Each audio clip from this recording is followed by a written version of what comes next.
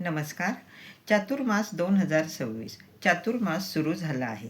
या 4 महिन्यात आपण भगवान विष्णूंची सेवा करत असतो. सेवा कोणती करायची, पूजा अर्चा कशी करायची याबद्दल माहिती. आपण या 4 महिन्यात ज्या सेवा करतो त्या सेवेचं फळ अनंत काळापर्यंत असतं असं म्हटलं गेलं आहे.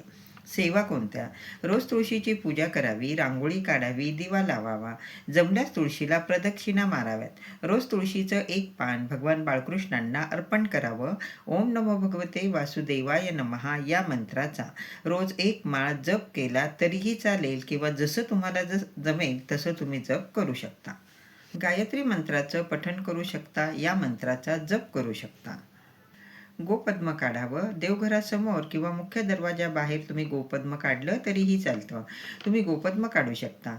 प्रखर दोष कमी करण्यासाठी, अडलेली कामं मार्गी लागावी यासाठी रोज 3 वेळा विष्णू सहस्रनामाचं पठण करावं. या सेवेचा तुम्हाला चांगला अनुभव नक्की येईल. तसंच 21 दिवस श्री व्यंकटेश स्तोत्राची सेवा करावी, या स्तोत्राचं पठण करावं. 21 दिवसांची ही सेवा आहे. ही सेवा रात्री 12 वाजता केली जाते. पण चातुर्मास असल्यामुळे तुम्ही सकाळ संध्याकाळ 3-3 वेळा व्यंकटेश स्तोत्राचं पठण करू शकता. या स्तोत्राचं तुम्ही पठण केलं तरीही चालतं.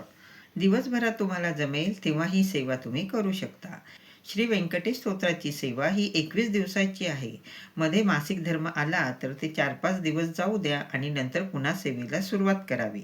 धन्यवाद सर्वांना. श्री स्वामी समर्थ.